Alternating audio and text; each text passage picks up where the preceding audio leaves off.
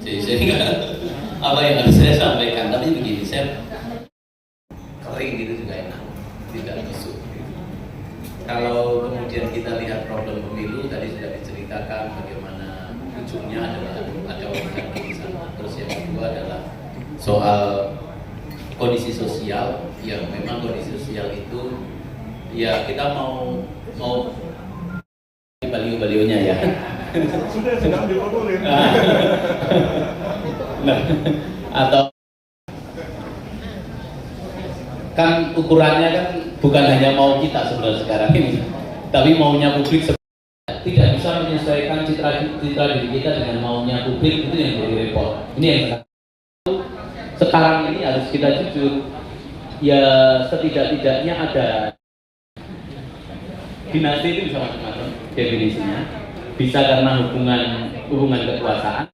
Pak fokus menyitanya itu adalah yang medieval, kemewahan-kemewahan yang media ini nggak akan apalah tas Hermes, mobil mewah, nggak akan selesai itu 271 triliun. Nah, saran saya pasti bermetamorfosis, dan Pak Jem itu juga sudah menemukan data-datanya. Yang namanya uang, aset itu kan blood of the crime ya. Jadi darahnya kejahatan itu kan aset uang. Nah, kalau aset uang itu tidak kemudian dihentikan, ya akan bermetamorfosis dengan kejahatan yang lain, dan itu sudah bermetamorfosis. Sita itu mungkin timah itu bisa jadi sudah berwujud hasil kejahatan, sudah berubah pabrik sawit, sudah berwujud macam-macam, sudah berwujud macam-macam yang lainnya. Kalau brand bukan hanya timahnya saja, perusahaan timahnya, tapi mungkin sawit, batu bara yang terkait itu bisa diusut. Bahkan ini kita sampaikan juga, apa namanya, di Jakarta itu gedung Tribrata itu juga salah satunya adalah ada sahamnya dari yang diduga. Fotonya siapa ya? Tapi kan saya mau detail kan juga karena makanya juga berujung hari-hari ini. Hari-hari ini kita kan melihat berita yang sedemikian. Ya, kalau ini saya bocoran betul. Bapak Ibu mungkin belum dapat. Bapak Ibu sudah baca tentang RUU atau naskah akademik tentang undang-undang polisi. Nah, ini kalau tidak kita cermati bersama, itu bisa luar biasa. Itu akan menjadikan polisi itu menjadi institusi support body dalam bidang penyidikan. Itu satu. Ya, terus kedua, usia pensiun juga nanti bertambah 65 tahun. Nah, jadi 65 tahun. Nah, ini kalau tidak kita cermati bersama, ya gagasan saya sudah dinyawa wartawan, saya akan juga sampaikan itu. Nah, itu mungkin juga akan menjadi bahan kajian kita, bukan soal komisi kejaksaannya saja, tapi bahwa dalam criminal integrated justice system itu harus kemudian porsinya kan harus diatur bahwa pengadilan porsinya di mana, polisi porsinya di mana, kejaksaan posisinya di mana.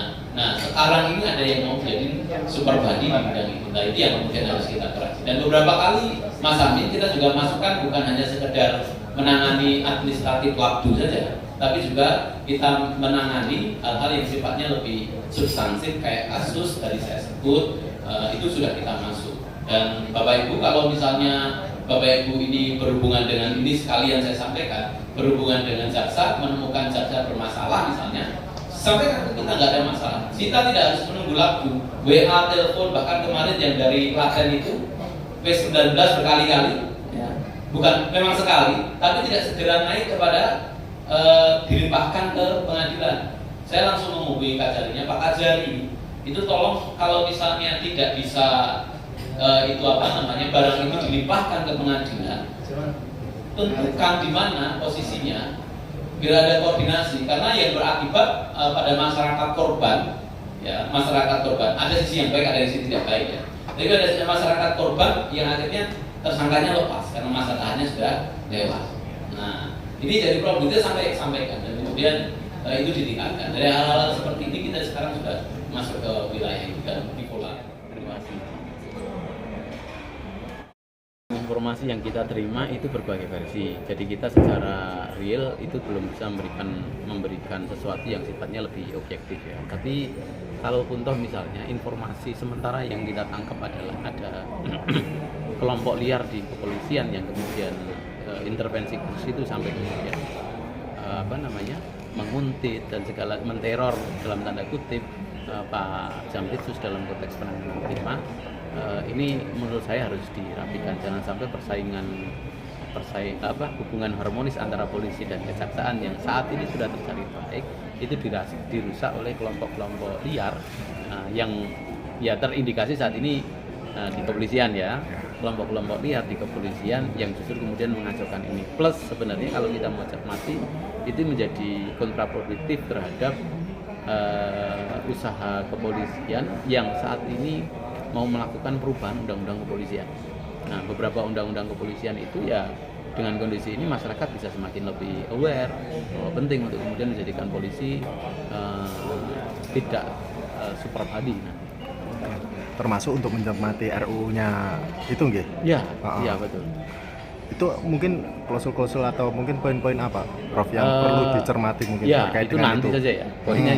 Poinnya itu nanti. Tapi menurut saya penting untuk kemudian polisi ketika kemudian mau mencitrakan diri sebagai lembaga institusi penegak hukum, aparat penegak hukum yang dia proper sesuai harapan masyarakat, ya yang seperti ini yang tadi itu harus kemudian kelompok-kelompok liar lah, kelompok-kelompok lembak liar ini harus kemudian dikendalikan. Barisan harus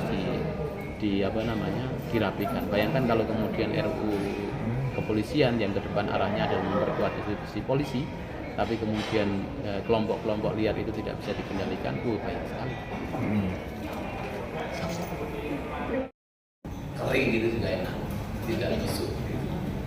Kalau kemudian kita lihat problem pemilu tadi sudah diceritakan bagaimana ujungnya adalah ada oligarki di sana. Terus yang kedua adalah soal kondisi sosial, ya memang kondisi sosial itu ya kita mau